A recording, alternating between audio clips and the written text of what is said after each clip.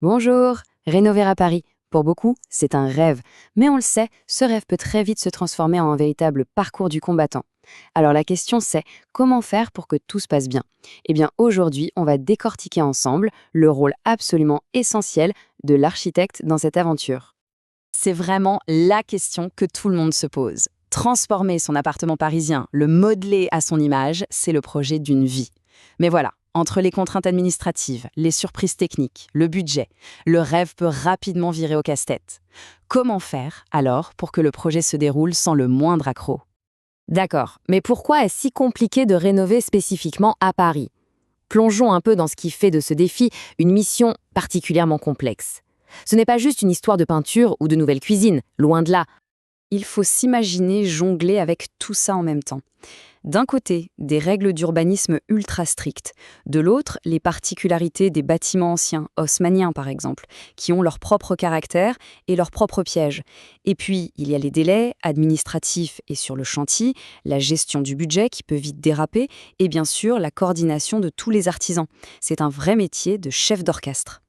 Face à toute cette complexité, la toute première mission de l'architecte, c'est de donner une structure, de transformer une vision, parfois un peu floue, en un projet concret, réalisable. C'est l'étape où l'idée prend enfin forme sur le papier. Alors concrètement, comment ça se passe? Tout commence par une simple discussion. Un échange pour bien cerner les envies, le mode de vie et bien sûr le budget. À partir de là, l'architecte va créer les premières esquisses. C'est magique, c'est là qu'on commence à visualiser les possibilités.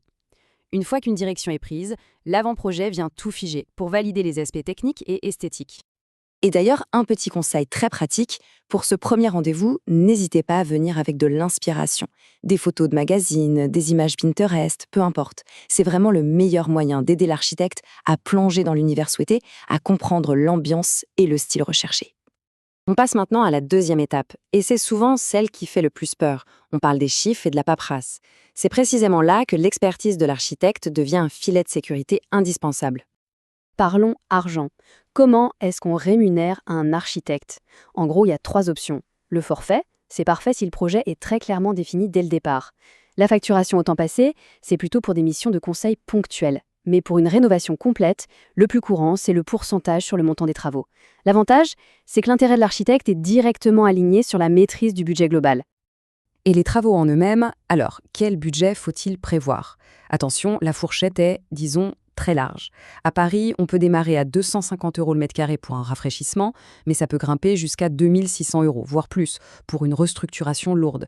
C'est un grand écart, évidemment, qui dépendra de l'ambition du projet. Mais s'il y a bien un domaine où l'architecte est un super-héros, c'est dans la gestion administrative. Fini l'angoisse des autorisations d'urbanisme, des déclarations de travaux, des cahiers des charges interminables, il s'occupe de tout. Le résultat, c'est un gain de temps énorme et surtout une tranquillité d'esprit qui, elle, n'a pas de prix. Une fois que les plans sont validés, que les autorisations sont en poche, le chantier peut enfin démarrer.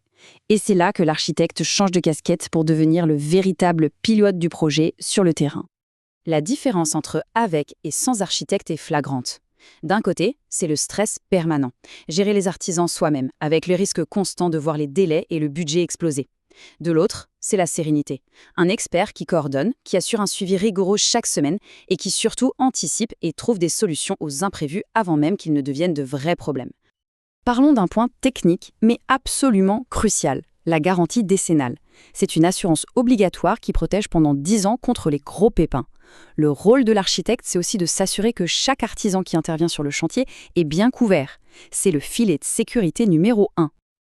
On l'a vu, le rôle de l'architecte est vraiment central. La question qui reste, c'est comment choisir la bonne personne, ce partenaire clé pour un projet aussi important et personnel. Pour bien choisir, il faut regarder deux choses.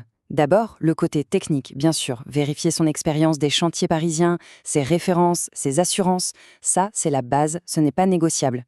Mais il y a aussi l'humain qui est tout aussi important. Est-ce que le contact passe bien? Est-ce qu'on se sent écouté? Il ne faut jamais oublier que c'est une collaboration qui va durer des mois. La confiance, c'est la fondation de tout le projet. Au final, on voit que la complexité d'une rénovation à Paris n'est pas une fatalité. La clé, c'est vraiment de bien s'entourer. Et si, pour passer du casse-tête au rêve, tout commençait simplement par trouver le bon expert, la bonne personne avec qui avoir cette première conversation, celle qui change tout.